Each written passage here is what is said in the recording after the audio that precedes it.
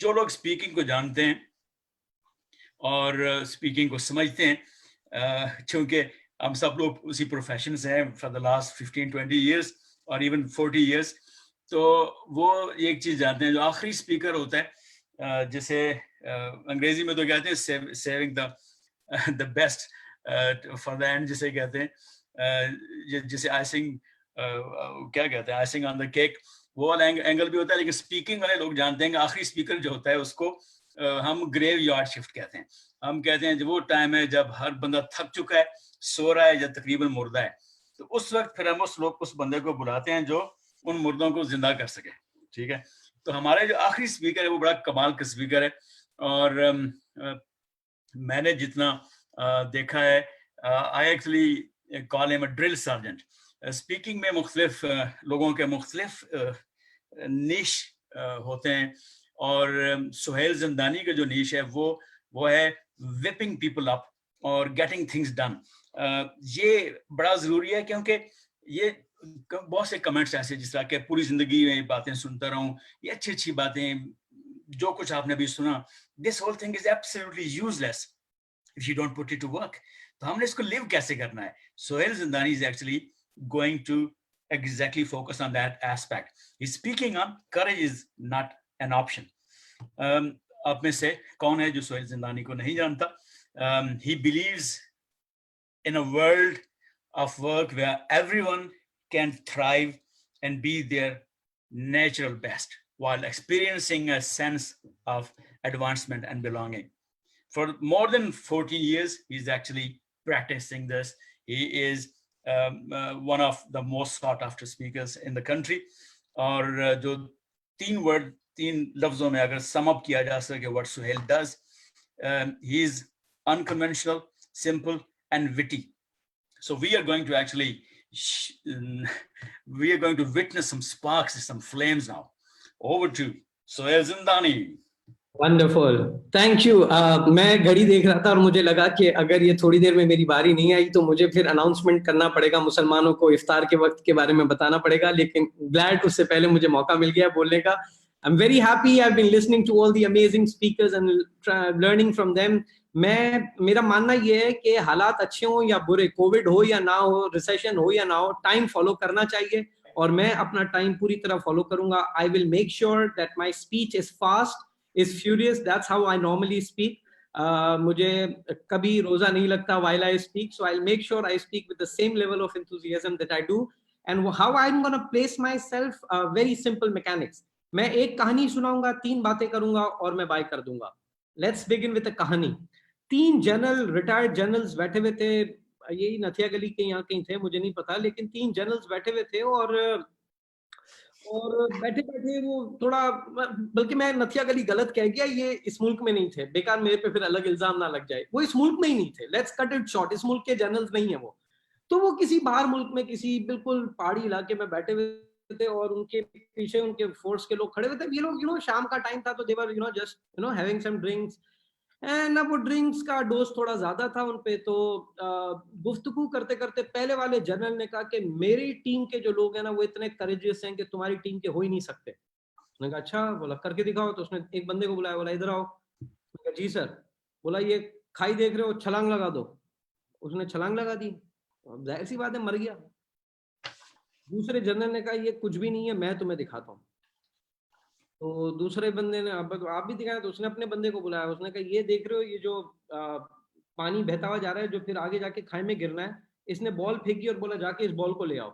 वो बेचारा बॉल की कोशिश तो करता रहा लेकिन वो भी गिर के मर गया। तो उसने कहा ये देखा, इसको कहते हैं करेज।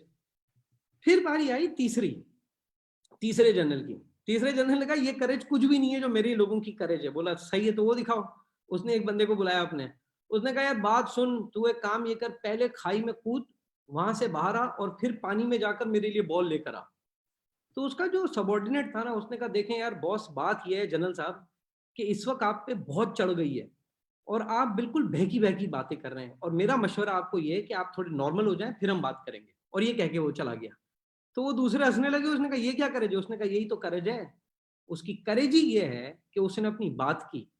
हमारे यहाँ अनफॉर्चुनेटली हम करेज को बड़ा कंफ्यूज कर देते हैं, करेज को हम बेवकूफी के साथ कंफ्यूज कर देते हैं। करेज एक अलग चीज है। जब अमजद साहब ने अखवत की बुनियाद रखी तो उस वक्त करेज जरूर थी, लेकिन करेज के साथ साथ क्लैरिटी थी। मैं जिस चीज के सख्त खिलाफ हूं वो है कॉन्फिडेंस विदाउट क्लैरिटी, जो कि हमारे मुल्क का मसला है। हमारे मुल्क में सबको ये पता है, हम मतलब सुहेल को ये पता है कि सुहेल तो जन्नत में जाएगा, बाकी सबने दोजक में जाना है और मुझे दूसरों की फिक्र लगी हुई है। ये इंतहाई गैर जरूरी कॉन्फिडेंस है। I think courage with clarity is what we need, and I think that's my topic. Courage is not a damn option, ये कोई ऑप्शन नहीं है। थोड़े अर्से पहले कैसर के साथ एक कॉन्वर्जेशन में मैं था, और उस कॉन्वर्जेशन के अंदर एक हमारी बात निकली, तो मैंने उसमें कहा था कि होप का ऑपोजिट लैक ऑफ होप नहीं है। होप का ऑपोजिट है एरोगेंस। होप का ऑपोजिट है एरोगेंस, क्योंकि एरोगेंस आ जाती है ना। अब एरोगेंस ये आ गई है कि चूंकि मुझे आगे नहीं दिख रहा और मेरी अकल तो अल्टीमेट है, तो अब मुझे आगे नहीं दिख रहा तो आगे कुछ है ही नहीं। सर इतनी नहीं है हमारी, इतनी अकल नहीं है, बहुत सारी चीजें हमें नहीं दिखती हैं, and that's where hope comes in, that's where hope comes in. So चूंकि मेरे तो कंक्लूडिंग रिमार्क्स का टाइम आ गया है, तो I just say a very quick thing. Courage is not absence of fear. और मैं चाहता हूं कि ये बात, जितने अब लोग हैं हमारे साथ, वो सारे इस बात को बहुत ध्यान से सुने। Courage is not absence of fear, my friends. Courage is simply response to fear. ये जो कहते हैं ना बड़ा करेजियस है, इसको डर नहीं लगता, ये बकवास है। किसको डर नहीं लगता? डर इंसानी जिबिलत का हिस्सा है। You can not do without डर। प्रॉब्लम इज नॉट डर।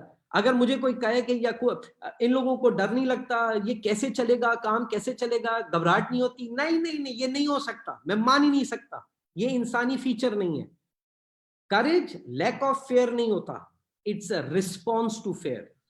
मैं एक और बात जरूरी है जो मैं यहाँ पे कहना चाहूंगा, और वो ये कि करेज एक और चीज में भी है कि आप गलती कर सकते हैं यार, कोई नहीं, बात हो गई। ये करेज हमारा डगमगा इसलिए जाता है क्योंकि हमें ऐसा लगता है कि हमारे पास गलती करने की परमिशन नहीं है। यार ये किसने बोला आपको, किसने कहा आपके पास गलती करने की परमिशन नहीं है? देखिए बात बड़ी सीधी है। चीजें सही बैठ जाती है ना, तो हर बंदा आपको विजनरी कहता है। मैंने बड़े बड़े विजनरीज को डूबते हुए देखा है और बड़े बड़े बेवकूफों को बड़ा होते हुए देखा है। हम जैसे भी बड़े हो ही गए कुछ ना कुछ करके। तो बात बड़ी सीधी सी है सर इसमें। करेज का जो चार्म है ना, वो है इन डूइंग थिंग्स। करेज का चार्म है इन ऑफरिंग योरसेल्फ फॉर वल्नरेबिलिटीज। करेज का चार्म है टू रिस्किंग। एंड मैं एक आखिरी जुमला कहूंगा, and then I will take if there are any questions. But again, I repeat, courage is not absence of fear. Courage is response to fear. और आखिरी जुमला और उसके बाद मेरी गुफ्तगू खत्म, वो ये कि एंजाइटी जो होती है ना हमें, आज मैं काफी सुन रहा था लोगों के क्वेश्चन में भी, बहुत घबराहट है, बहुत घबराहट है। मैं लोगों को कहता हूँ करेज इज नॉट एन ऑप्शन। यार मतलब हम करेजियस हो जाओ, अच्छा जैसे आपके पास ऑप्शन है नहीं, आपके पास दूसरा ऑप्शन क्या है मुझे बताएं। Courage is bloody breathing. Do you have an option not to breathe? I mean does that make sense?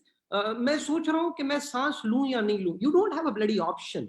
We have to be courageous. Depends upon at what magnitude, at what size, that's important. So आखिरी बात anxiety के बारे में, कल रात को मैं उमैर के शो पे था, मैंने ये बात वहां कही थी और मुझे कह के खुद अच्छी लगी। और वो बात ये थी कि एंजाइटी पता है क्या है, स्ट्रेस पता है क्या है? एंजाइटी और स्ट्रेस ये है कि आप जिल्लत को और फेलियर को एडवांस में एक्सपीरियंस करने लग जाएं, बस, और कुछ भी नहीं है। लोग बैठे हुए स्ट्रेस, अच्छा किस चीज, मैं एक आपको एग्जांपल देता हूँ। ट्रेनिंग करा रहा था, उसमें एक पार्टिसिपेंट सुबह 9 बजे दुखी था। 9:15 बजे दुखी होना तो मेरी जिम्मेदारी है, ये भाई 9 बजे से दुखी था। तो मैं फिर इसके पास 10:30 बजे गया, मैं कहा भाई साहब ऑल इज वेल? नहीं, मैं कहा नहीं, शक्ल से दिख रहा है और दुखी। मुझे कहता है यार ये HR वाले हद करते हैं, क्लोजिंग डेज हैं, इसमें ट्रेनिंग रख दी है। मैं कहा अभी? बोला यार कल 11 बजे बहुत से मीटिंग है, वो 11 बजे जलील करेंगे।